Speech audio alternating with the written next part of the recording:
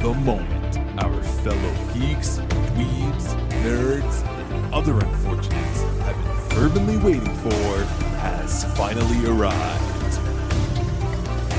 It's time for TMI, Confessionals of the Nerd Kind.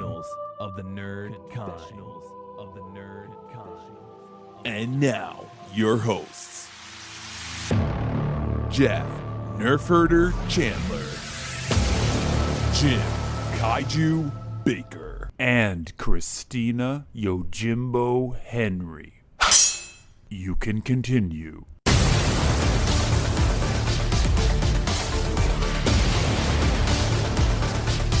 And now, let's get on with the show. Here is TMI. Invariably, you must own The Wizard of Oz, right?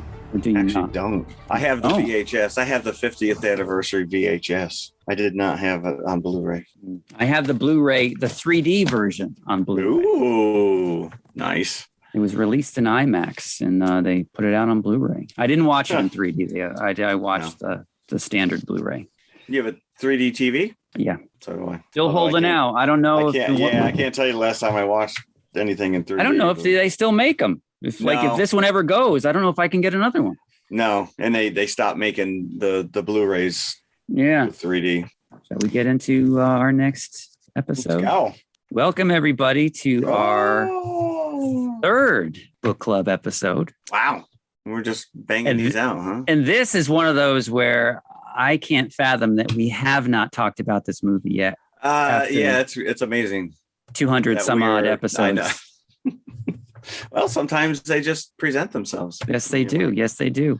The Wizard of Oz, known in literary circles as the Wonderful Wizard of Oz. For those unfamiliar with this format, we are talking about both the book and the movie and how they intertwine and differ, and lots of differences here. Oh my god! Telling you up front. So, Jeff, how was your trip? You've been away for a couple of weeks. That was fantastic. Jeff hasn't gone anywhere yet. We're pre-recording this. Don't tell. Don't tell. But Jeff has been gone for a couple of weeks and we've missed him, but he is back this week to talk Wizard of Oz. I feel like we're time traveling. Mm-hmm. Perhaps I'm speaking out of turn here, but for me, the movie is what I am most familiar with when it comes to The Wizard of Oz. Yes. Yes, correct. The movie is what I saw first many, many times, year after year after year. And then, as an adult is when I first read the book, The Wonderful Wizard of Oz. The last thing we talked about in terms of book club was Christine. And again, rather than naysay or point fingers at the filmmakers, I completely understand in a lot of cases why a movie has to work a certain way, and maybe that diverges from the path that the book has taken. But that's what we're talking about this week. I think in the case of The Wonderful Wizard of Oz versus the film version, obviously they cut a lot of scenes, but what they do is they actually expand quite a few scenes because the book is written very much in the form of a fairy tale with the very sort of matter-of-factness of a fairy tale. So Dorothy, and then scenes where Dorothy and her friends, they encounter people, they have a little interaction, and then they kind of move along. It's very similar. Yes. It's every chapter. Right. You encounter it doesn't a new seem creature or whatever. It's not like a cathartic journey like the movie is. The characters are set, events happen and happen and happen as they move through the book. And it sometimes seems very disjointed, these different chapters, like, oh, now they are doing this. Now they are doing this. Now they are meeting them. It does and it doesn't. Like I said, it really has the feeling of like a folk tale or a fairy tale where, if you read old folk tales or fairy tales, they're always the same sort of thing. Like somebody has an encounter, things happen, and then like stuff is just resolved at the end. And then that's it. That's the whole story. And it's very clear that Frank Baum was trying to achieve a sense of an American fairy tale when he was writing this. The language of the book and even the kind of casual violence of the book actually is very reminiscent of like a grim fairy tale, particularly in the Tin Woodman's origin story, which is completely cut from the film. And then, but what they do in the film is they actually take a lot of the scenes and they dramatically expand them. And then they just cut out a lot of the other interactions in order to make room for that dramatic expansion. Yeah, I feel this is one case in which the movie does it better. Okay. It's a different experience. Just like with Christine, I'm going to say this. I look at these two things as completely different experiences, and I think it's down maybe the wrong path to try to say one is better than the other. Baum, I get the impression, because looking at some of the background of his life and how he came to write this later on in life, and he had children, and he was renowned in the neighborhood for telling stories to not only his children, but their friends. And they would all come over and he would regale them with fairy tales. And that's kind of what this feels like. Each chapter is almost like its own little fairy tale, because they're going from land to land in Oz and meeting these different characters. Like, and then they did this, you can almost see a narrator, or hear a narrator in the back as he's reading this, if you're aware of that aspect of the history of Baum. And of course, as a Chicagoan, I am contractually obligated to point out that this book was written in Chicago, and L. Frank Baum lived in Chicago. He and his family lived here for about 20 odd years. The house where he lived had actually been demolished many, many years ago, but historians know where it was. And 2 years ago, they actually built a yellow brick road in front of the building that now occupies the space where Frank Baum's house used to be. And we have Oz Park, which I have sent you guys photos of before. It's a big park in the Lincoln Park neighborhood. And there are statues of the four main characters there. And there's a Dorothy's Playground. And if you are a fan of Wizard of Oz, there's lots and lots of stuff around this area referencing Wizard of Oz, and also in Holland, Michigan, where they had their vacation home, which is not too far from here, there's also a bunch of Oz stuff. So if you are an Oz fan, this part of the Midwest is pretty key to your Oz experience. Also, Baum was at least partially inspired by the White City, which was the Chicago World's Fair of 1893. The White City was the inspiration for Emerald City. Oh, the book was published first in 1900. Mm-hmm. And looking at some of the bonus features on the Blu-ray of the movie, they go into the history of the book a little bit, and how, the book was such a runaway success that Baum wrote 13 sequels. So it was kind of like a yearly event. The way that they described it in the documentary, it was like, think of Lord of the Rings and Harry Potter, the popularity of those things combined. Then you get a sense of what it was like to be a kid during this time when these books were being published. So it was on that level. The 1939 version that we're going to talk about, the film version, was not the first time it was committed to celluloid, but it was never to anybody's great satisfaction. But it was renowned. It was a very well-known property. It wasn't like the movie brought it into the public consciousness. It was very much like a Lord of the Rings or Harry Potter situation. And speaking of Lord of the Rings, if you look at the first few pages of The Wonderful Wizard of Oz, he's got like a Middle-earth type map laid out. Yeah. So in the movie, all you really see is the Munchkin Land and Emerald City, and then where the witch lives. But you've got 4 different specific quadrants of Oz besides Emerald City, which lies in the middle. And the great thing is that they're all color schemed to their own color, which you kind of lose, with the exception of Emerald City, obviously. You kind of lose that in the movie as well. Munchkin Land is blue in the book. Yeah. It's also pointed out that only witches wear white, because Dorothy's gingham dress is blue and white. So they take it that not only is she a witch, but also that she has in some way paid homage to Munchkin Land by wearing a dress that's at least partially blue. I really want to recommend to people who are fans of this, who have never seen this edition, the W.W. Dunslow illustrated edition, which is the 1900 edition, is really a beautiful work of art in and of itself, aside from the text, because Denslow, not only are there full color plates, which was a pretty big deal at the time to have these full color plates in the book. We think of this as nothing now, but it was quite a big deal when this book came out. But he's little illustrations that are actually part of the text, and they're sort of incorporated into the text where the paragraph goes around the character. The illustrations are really like a living, breathing part of the story. Yeah, there was a couple times in my copy where the graphics actually took away from some of the text but the illustrations are beautiful. The one that I read, unfortunately, just has some black and white inserts of those Denslow illustrations. So I'm losing the color scheme here.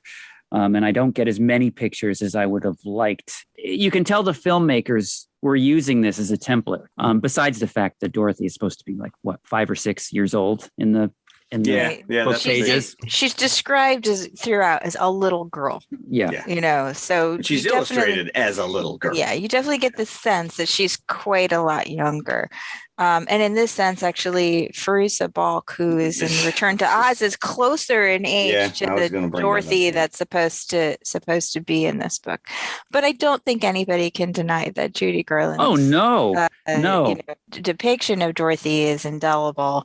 Yeah, I would never take that away, because Judy Garland's performance, I don't know if a 5 or 6 year old could anchor a movie like she does, And she was quite tiny.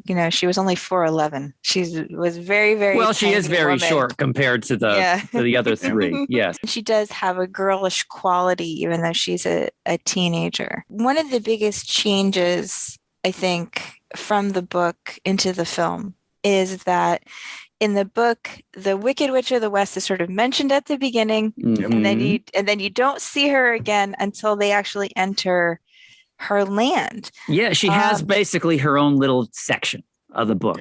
Which is really, really reminds me, if you've ever read any of the Russian fairy tales that feature Baba Yaga, this whole sequence reminds me of a Baba Yaga story, because it seems very often that Baba Yaga is imprisoning girls to come and cook and clean for her.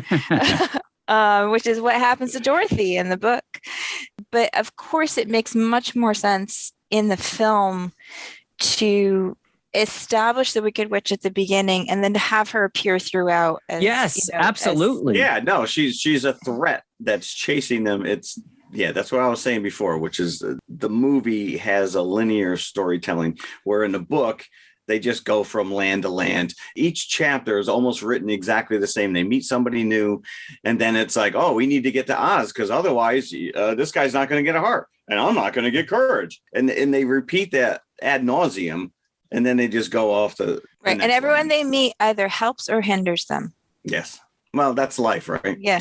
And that is very, very much like, and Baum did base the structure of this on this book, but it's very, very much like Alice's Adventures in Wonderland, which every single chapter, Alice encounters someone new. I always say some weirdo. She always encounters some weirdo, and then they either help or hinder her. And then she moves on to the next, event.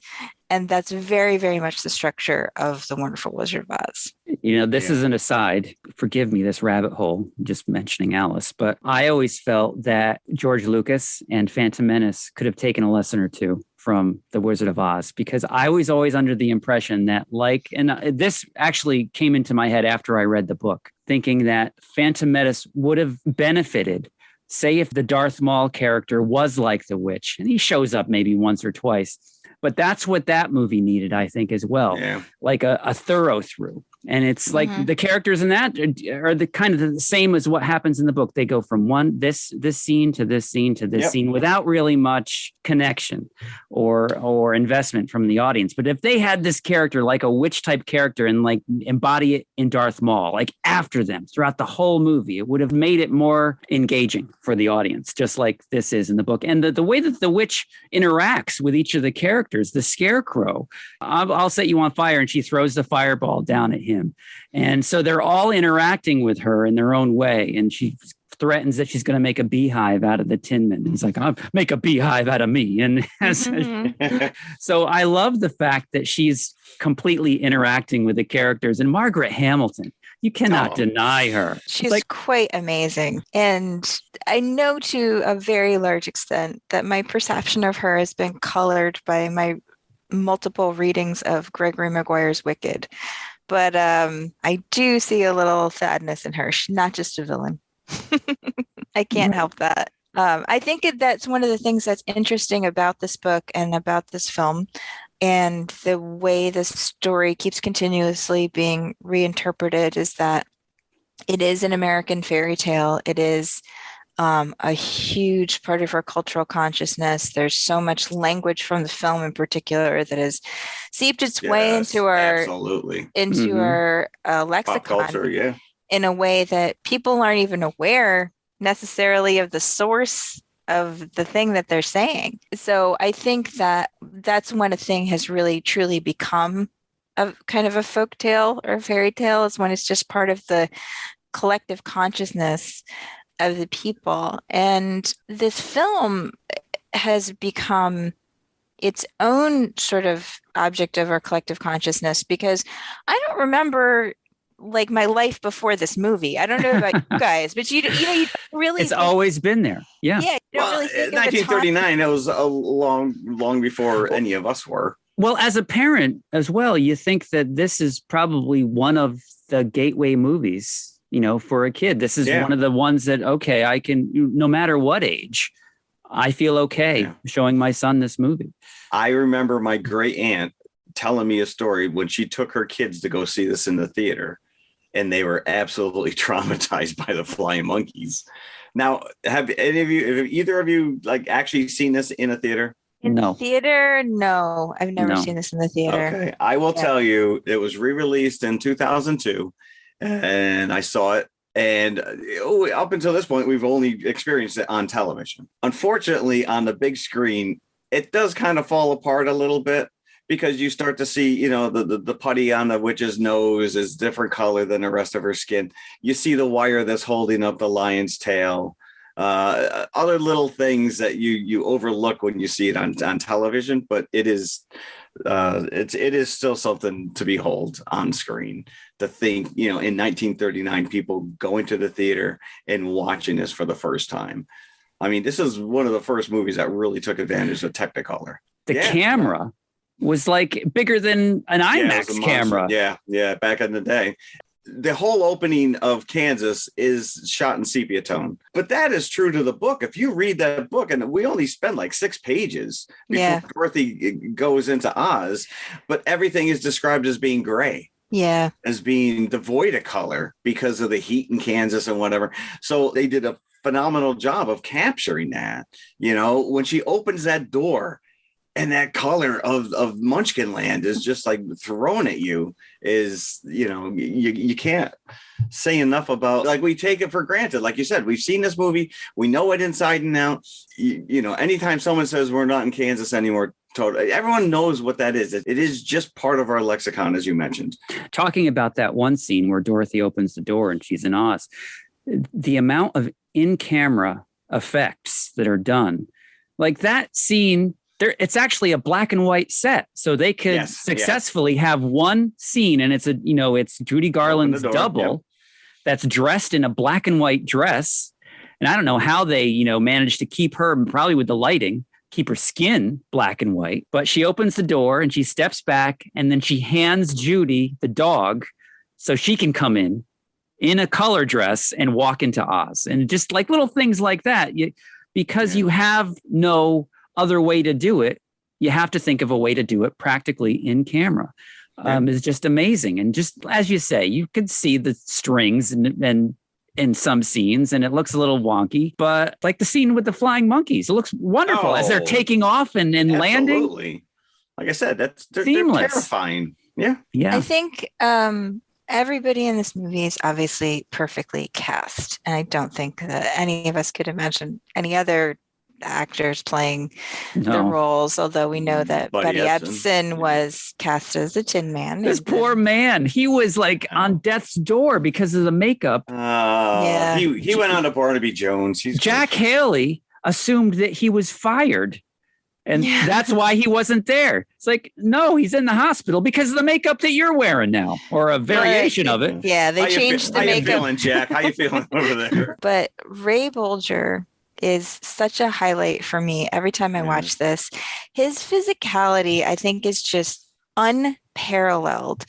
I don't know how he does it, but he walks like he has no bones. Yeah. The man has no bones in his body. No. And I think it's just incredible what he does with this character throughout. And even when he's not the highlight of the scene, he's still doing all these little things to make it clear that the scarecrow is stuffed with straw. Uh-huh. Imagine him playing a zombie. He'd be amazing. He would knock it out of the park. Yeah. I remember him showing up on a Love Boat, and I'm like, that's a scarecrow. Like, I always loved him also. I don't know if you guys ever saw Babes in Toyland. That was one of my third sister's favorite movies. And Ray Bulger is the bad guy. He's Barnaby in that movie. And again, you see that like kind of insane physicality that he has. And it was these old vaudeville guys. They knew how to play, I think, so broad because that was the kind of thing they did in vaudeville. Something that I think would not necessarily play today on screen. Well, but because you gotta play to the back of the room. You gotta, Right. And I think it really works in these part and all of Dorothy's companions. That broadness really works because these are fantastic characters and they need to be broad. Talking about Dorothy's companions, both in the book and I think more so in the book than in the movie, it's really pounded over the reader's head that what these characters are looking for, they have all along. Yeah, it's the scarecrow that's thinking of every idea that they incorporate. Like, he's the one that figures out, like, get the oil can so we can unrust the Tin Woodsman. He wants a heart, the woodsman, yet he cries over, crushing a bug. He's a weepy mess. Yeah. And then the lion, who says that he's a coward, he's the one that volunteers to jump over the chasm when the road stops and there's like a deep chasm that's cut into it. So all these characters have these traits that they're looking for all along, and it's more so in the book. They demonstrate it over and over and over again. The other thing that I like about the book over the movie, I will say, is that in the movie, it's all just a dream, right? She's just incorporated the people of her life into this dream that she's had, and ultimately so that she can appreciate her home. But I love in the book that it happens. It happens, yeah. There's no doubt about it that it happens. And I think, that, again, that sort of goes to that matter-of-factness of fairy tales. Like, she was in the house got lifted up, she got dropped in this place, and then later she used their silver shoes to get home. Bam! That's it. But when we talked about Christine, I think that the filmmakers were a bit wary of audiences rolling their eyes. And I think that they felt that they had to make it a dream because audiences wouldn't buy that it was actually happening, unfortunately. And that, I think, obviously that's unfortunate. But, there weren't that many fantasy films being made at the time. Although you could argue that a lot of these films were fantasy in the sense that they were full of like musical numbers and song and dance. Even if they were supposedly set in the real world, it was a different kind of fantasy. The other big thing that is beefed up in the movie is the presence of Glinda right from the beginning. That kind of is like the fairy godmother for Dorothy, like watching over them. She helps them out of the Poppy situation and then comes down and says, the answer's been here all along. That's not the case in the book. She has to they travel to her at the end. So it's not as cut and dry. And I love the scarecrow in the movie says, well, why didn't you tell her that before? Right, correct. And you can see the screenwriters. Why didn't she tell her that before? Then there wouldn't be a movie. In the book, she's actually the Witch of the South. And of course, in the film, she's the Witch of the North, which is just one of those inexplicable changes, right? Why? Yeah. Like, why did you make her the Witch of the North? Because we like the North better than the South. I guess so. And all these real weird asides in some of these chapters in the books where they go into the land of the China people, where they're, literally pieces of China. Yeah. and they go into the forest and the lion has to defeat the spider, the giant spider. And the hammerheads. And the Kalidas and the chasm scene that I mentioned before. And what you mentioned was that terrible backstory that the Tin Man has. Oh man, cutting off his limbs. Disturbing. Yeah. Not only that, he's lopping off heads left and right here. Yes, he is. It made me laugh out loud. I don't know why. Reading through the book, when they go back to Oz and they are presented and they say that the witch is dead. And then the lion says gravely, Dorothy melted her. Like you could just almost hear that intoning of his voice. But let's talk about our experience with the movie, because as we said, this is what we've known. This is probably the movie that we've known longest, all of us. And the reason being is because it was an annual television event. It was shown once a year. And we've said this many times before, but back in our day, they didn't have video, they didn't have DVD, they didn't have cable, which would show these things on a whim. And now you can look it up and watch it whenever you want. This didn't even drop on VHS until 1980. Yeah. So for kids of the 60s, 70s, even late 50s, unless it was a reissue, you didn't see this until the TV networks showed it. They saw what a ratings bonanza this was. So they made it an event, like a Super Bowl level event. And that's how I remember seeing it. The family would make sure. And the reason that we're doing this episode at this time of year is because throughout the 1970s, it was broadcast around Easter time. So it was like an Easter tradition to watch The Wizard of Oz. You would make sure that you were home when it was being broadcast, or you'd miss it. And you'd have to wait another year before you saw it again. I was going to say, you watch The Wizard of Oz in the spring and you watch Sound of Music in the fall. And those are it's like you ordered your whole year around the TV specials, right? Yeah. Off the Red-Nosed Reindeer in December, Charlie Brown in October, Sound of Music, true. Wizard of Oz, they were all, things that we had to watch when they were on TV. Yeah. And it didn't matter how many times we saw it every year in and year out. Yeah. You'd still go to school the next day. Did you watch it? And because you were only limited to seeing it that one time a year, it was kind of like a rediscovery, because it's not like you could watch it over and over again and learn all the dialogue, like you can now. It was very much like you knew what was going to happen, but it was watching it with fresh eyes each time if you waited that long to watch it again. As the years went by, I remember there was a special with Angela Lansbury, and they showed for the first time the cut footage of the Jitterbug, which is a dance scene. And to see that, because you've seen this year in and year out, and you feel like you know this, but then to realize that there's footage that you've never seen before that just was cut. As a kid, I was always nerdy for stuff like that.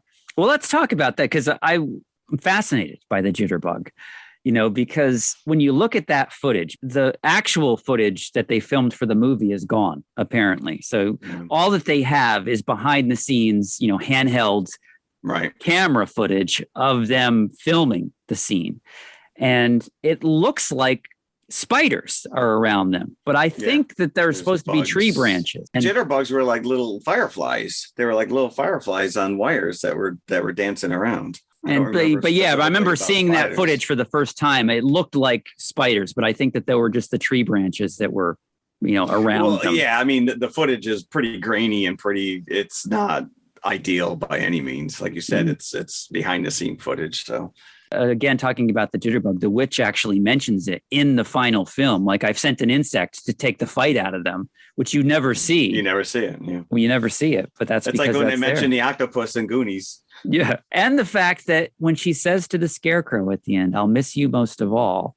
Right. Apparently there's a scene, I don't know if they filmed it, but it was in the script where he's going off to college. The hunk, the character of, Ray Bulger in real life, in Dorothy's real life, is going off to college, and he asks Dorothy to write to him as he goes. And so it gives the indication maybe that there's a romance brewing between the two of them. And that's why she says that. But maybe that's why that line is there, "I'll miss you most of all." She has a romantic interest in him.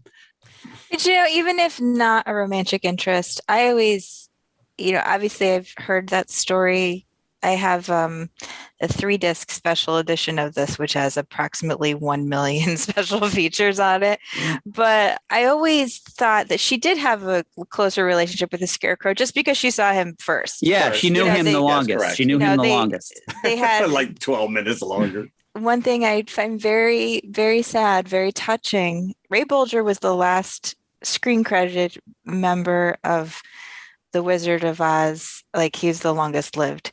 So he literally had to bury all the rest of his castmates, including Judy Garland, who was significantly younger than him. But of course, she died tragically of an overdose. And apparently at her funeral, he was one of the last people, like, just there. Lingering? When everyone else had left. Leave? Yeah. Yeah. Yeah, it's indelible. It really is. I will say, you just mentioned before, like our personal connections to this stuff. I was working in Manhattan in 1989. It was the 50th anniversary. And I remember vividly Macy's at Herald Square had a big, huge celebration. Every one of the entranceways, they had these beautiful airbrush sculpted balloons of the characters.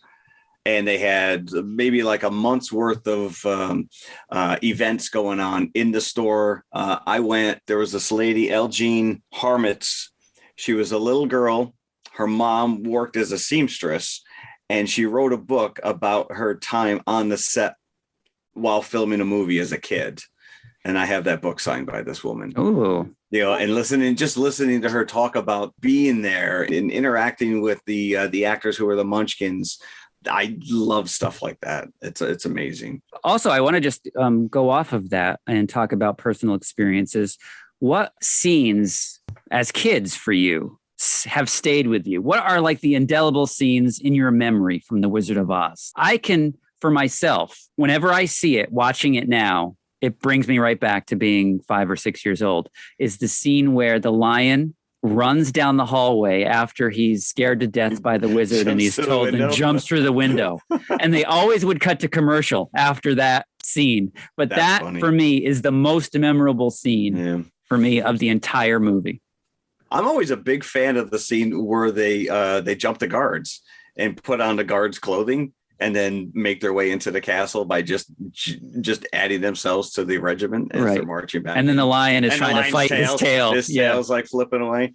Yeah, I worked with a company years ago called Brayjet, and they actually had the license for Wizard of Oz trading cards, and I did a bunch of artwork for that. And one of the really cool things is they had all of these special edition cards that were randomly inserted. Some of them were cut checks. Judy Garland had signed, Jack Haley. The guy told me he went and he was able to take a hairbrush and for $500 or whatever, take one stroke and brush it through the mane of the lion's costume, and any hair that was attached to that brush was now his, and they were randomly inserted into these trading cards, these little cases. Same thing with chips from the yellow bricks and straw from the maybe 15 years ago. There were still a couple Munchkins who were alive. They would do signings right on the card as well, and all this stuff would be randomly inserted. So. Yeah, that is one of the things that's kind of frustrating. I think when you look at the cast listing, they just list off all the Munchkins as the Munchkins, right? They don't even get like their names credited in the film, which is really unfortunate, because obviously that's one of the first things you remember is all these characters, the Lollipop Guild, the Lullaby. Oh, absolutely. Yeah. But when I was a kid, the scene that always stood out for me was when the tree started throwing the apple. Oh, yeah. Yeah. Talk about inspired. Those trees were lifted directly for Puffin stuff. I'm like, stuff, yeah. Hey, well, why mess with the? That is a great scene itself. I love those trees. Yeah. But talk about the credits again. Like my son was saying, "Wow, this is the quickest credits sequence I've ever had to sit through." And I'm like, there's just as many people that worked on this, I'm sure, than did Spider-Man No Way Home or whatever. It just they just labored in anonymity. Right. Well, that's how it used to be, right? There would be one credit. Only the cast matters and the director, right? Yeah. Yeah, correct. Right. You might see the producer or the screenwriter at the beginning of the film. That was it.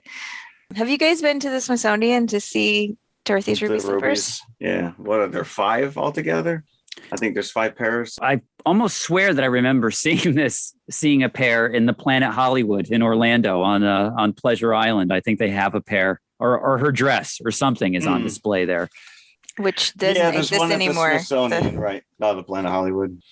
Yeah, there's a pair in the Smithsonian. There was a pair in her museum, which was in Grand Rapids, Michigan. That was her childhood home. It had been converted into a museum, and somebody stole those slippers, and they've been missing for years and years.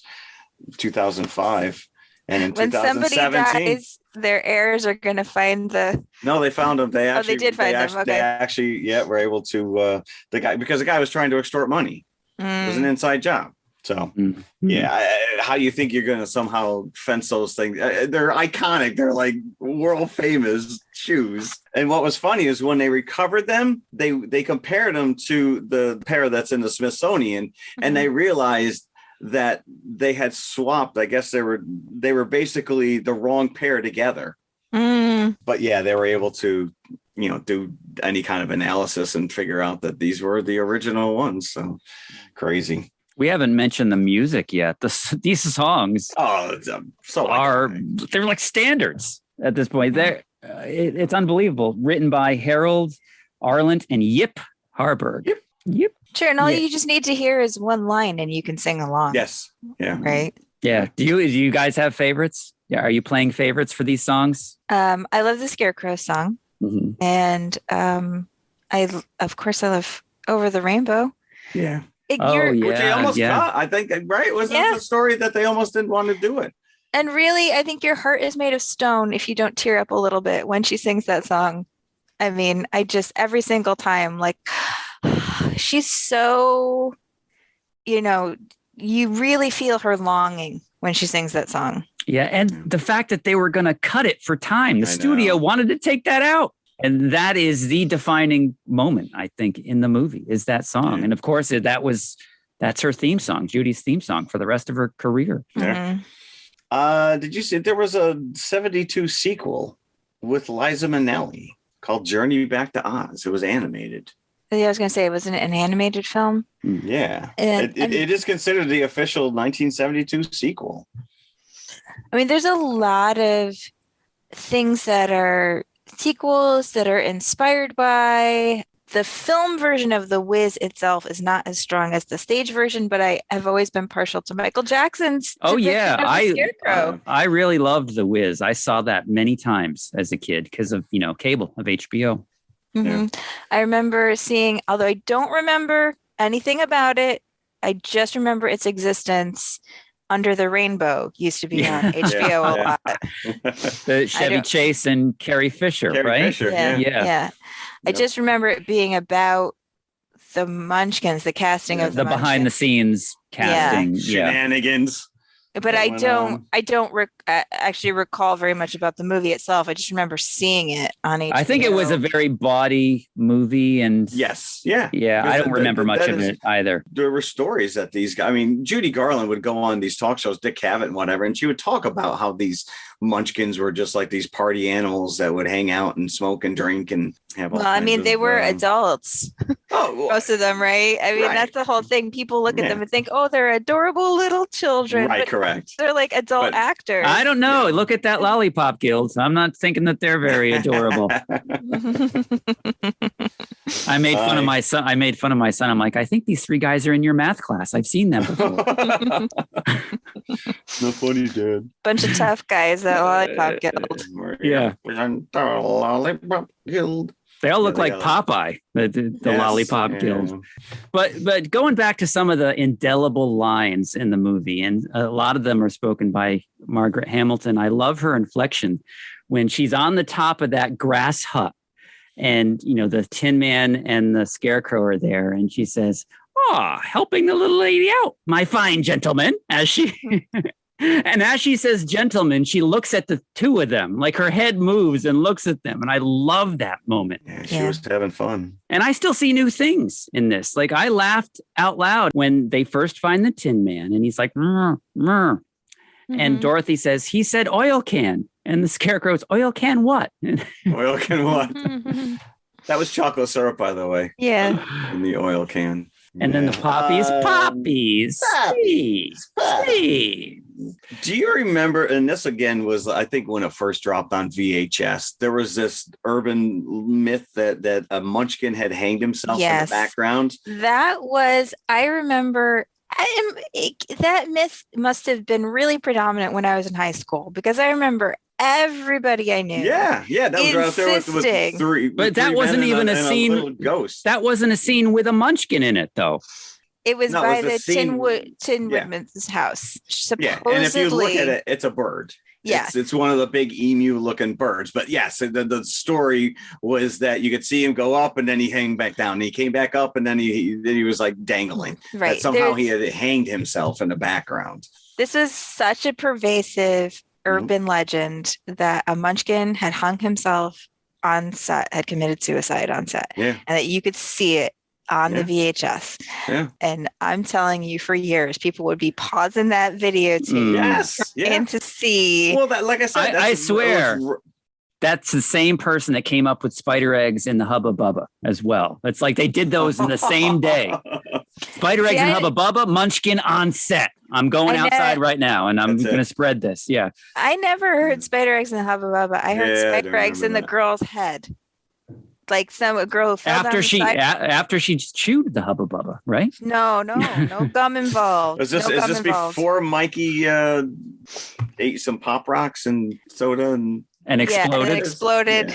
I think it's very fascinating, the origins of these urban legends, which are really obviously hard to find, but I also find very fascinating regional differences. So where people have grown up in a slightly different part of the country and they'll have heard a similar story, but it will be, just slightly different. Like both my husband and I, of course, had heard the guy with the hook for a hand who was from the asylum story when we were kids, but we'd both heard slightly different versions of it.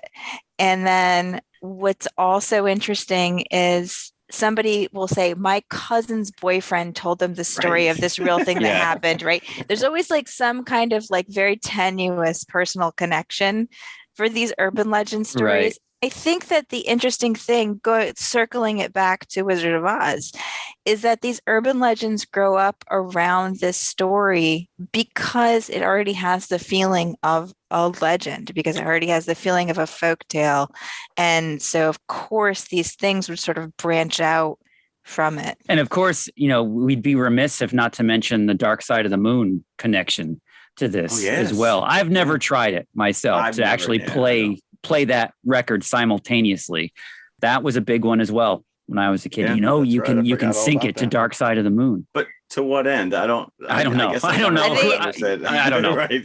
I used to like some people just have a lot of free time on their hands. Yeah. I don't know how they come up with this stuff. Yeah. I will say the one thing in the book that I've always loved, and I have a number of illustrated versions of the book that didn't carry over in the movie, were the green spectacles that they had to wear when they were in Emerald City. I love that visual, these round glasses that had to be tied to your head and locked. Yeah, no, they're like old school, like steampunk type of goggles. And it's all part of the humbug, and that's what I love about that. It's just pulling the wool over your eyes or pulling the glasses over your eyes.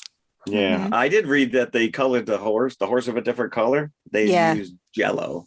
Yes, and I'm glad because it was probably a lot safer than some of the other colorings they could have used at that time. I wondered that myself. I'm like, is that 4 different horses, or do they put the same horse through this 4 times? I'm sure that it's 4 different horses. You can tell one of them is noticeably larger than the other. Okay, good. Oh, really? Good. He changed size. One of them is like the yellow one. I was like, oh, that horse is taller than and speaking of the horse and the Oz sequence, we haven't mentioned Frank Morgan yet as Oz, and a myriad of other characters as well. And I love that about the movie, that obviously differs from the book, that he's the gatekeeper, that he's the driver of the carriage. Obviously he's Oz, he's the man behind the curtain.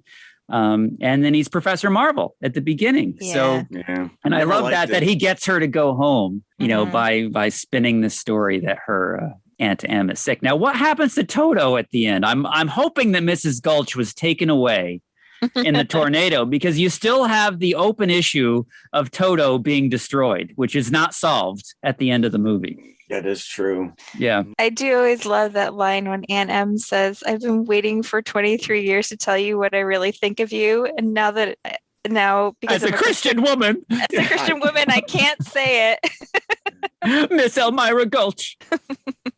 Yeah, that is a good one. And, another thing I only noticed on this viewing was and I love the effect of the cyclone, right? When you see it in the background, rear projection, right? But it looks great. And it really reminds me. It's a physical entity. It's a physical entity, but it of course brings to mind that Twister ride that they used to have in Universal, but they did that with actual wind effects. But this looks just as good. And the fact that Dorothy comes back when they're already in the storm cellar.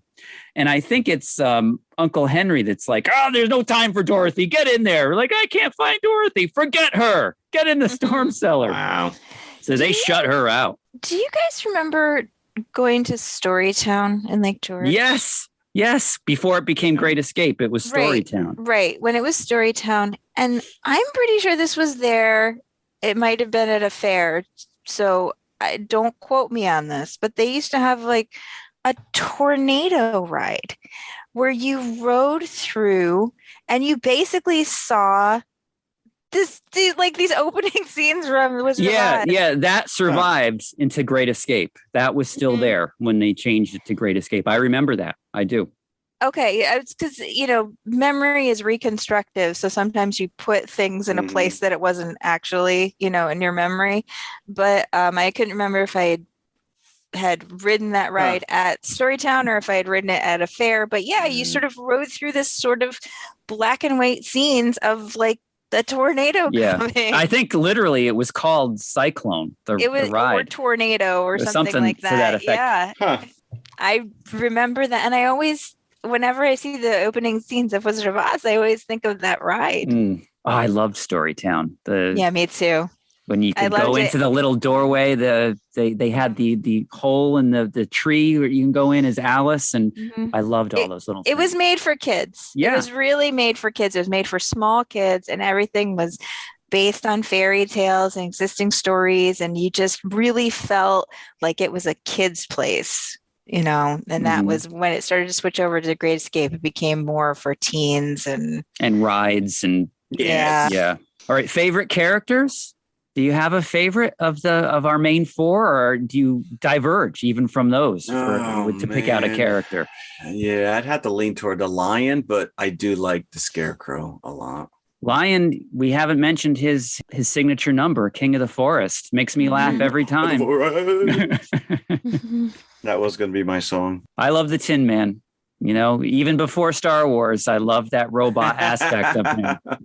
And the Mego, I remember, had the figures that the superhero-sized figures. The only one I had was the Tin Man, so that says something. Obviously, I loved the Scarecrow the best. I always liked Ray Bulger's depiction of him. And again, it's not just his physicality and he's so funny and he's so good at it, but also he has a real warmth, I think, that comes through. It makes his character very appealing. And you think about that makeup is very impressive. Well, the interesting thing is, if you've gotten the Blu-ray or like one of the special editions that have come out in recent years, you can really see what you couldn't see on TV in the 80s, which is the sort of burlap effect of the makeup, that texture that they put into his face.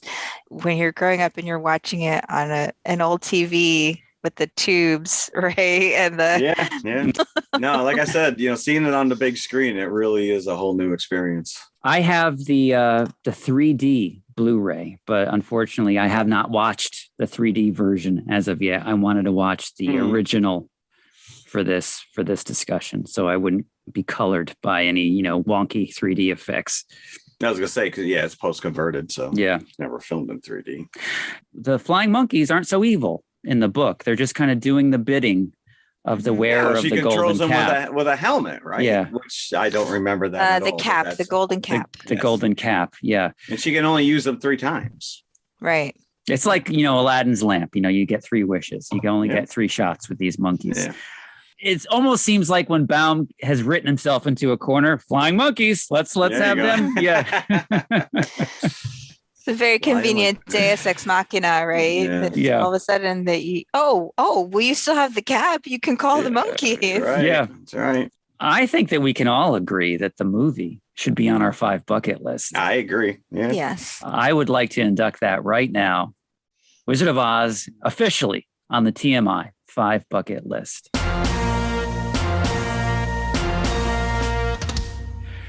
The book, again, I feel it's a completely different experience, even though that it's, your want to compare these things.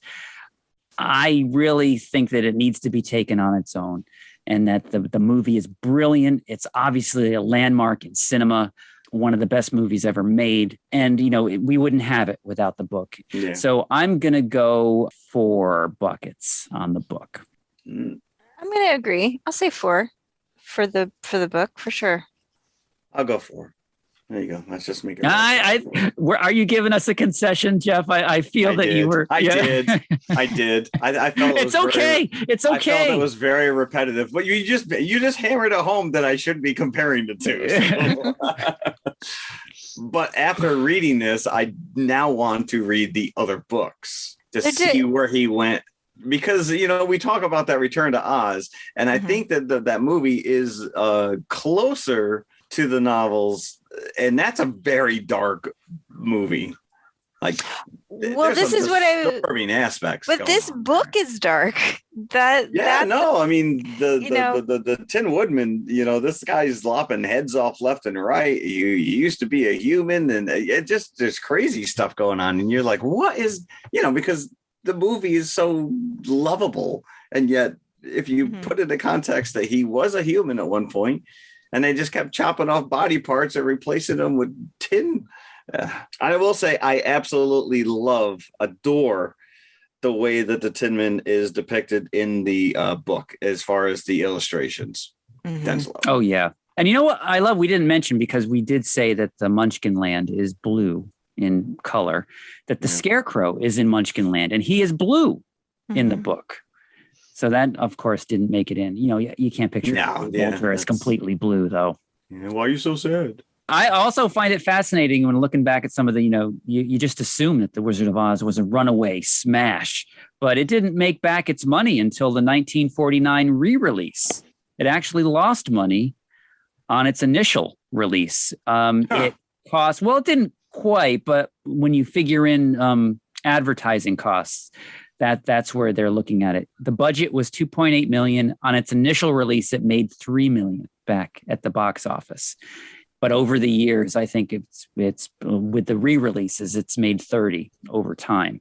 But did you read that during its opening in New York, the movie was followed by a 30-minute performance by Judy Garland and Mickey Rooney? Yes, I did see that. Yeah, for like 2 weeks, for quite a while. Yeah, for every showing. So if they had 5 showings a day, they would perform after every single showing. They have nothing better to do. Well, they were contracted, right? They're MGM contract players. You do crazy, what MGM tells you. That is, don't get that nowadays. And then, there's the dark side, like we were talking about the urban legends, and there's talk about how Garland may have been abused. Because they restricted her food because they told her she was fat, and they gave her amphetamines, and then they gave her barbiturates. So you don't want to hear that about a movie that you love so much, but you try not to let that color your perception or your memory as much as you can. Well, I'm starting to feel this more and more, not just about kind of background stories about films, but like actors that I feel like there's just information I don't want to know about them. I just would like to be able to enjoy the film. Yes. Without knowing about people's terrible behavior.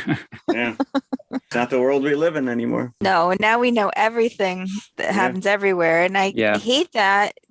I mean, obviously you don't want bad behavior to be covered up. That's not what I'm saying, but I hate it because I want to be able to just enjoy a thing for what it is, and not sit and think about all the baggage associated with it. Sometimes you just got to put your fingers in your ears and say, la, la, la, la, la, go about your merry way. You know, maybe the solution to this is people should start acting better. That Oh, you think that? that's a novel idea. That's a very novel idea. Let's. I'm just going to submit that out there. We'll run that up the flagpole. Let's see. Mhm. All right, guys. Thank you for joining Thank us on this odyssey down the yellow brick road. That was wonderful. Hope you join us next week, whatever we may be doing. All right, everybody. Bye. Thank you. Hey, everybody. If you like what you just heard, be sure to follow TMI Confessionals of the Nerd Kind on Apple Podcasts, iHeartRadio, Spotify, or whatever you listen to your favorite podcasts on. Be sure to hit that subscribe button and then share it with your fellow movie nerd friends. It means the world to us and helps our listenership grow. You can also find us on all of the socials, Instagram and Twitter at TMI_podcast 2018. We're on Facebook and YouTube as well. Just look for the Popcorn Bucket. You can help support this show by visiting our TeePublic page for some TMI branded goodies such as hoodies, t-shirts, mugs, and stickers. tpublic.com/TMI Confessionals, all one word. A 5-star review would be incredibly nice as well. I'm just saying. Thanks again for listening. We truly appreciate you. Be sure to come back next week. We'll save some popcorn for you.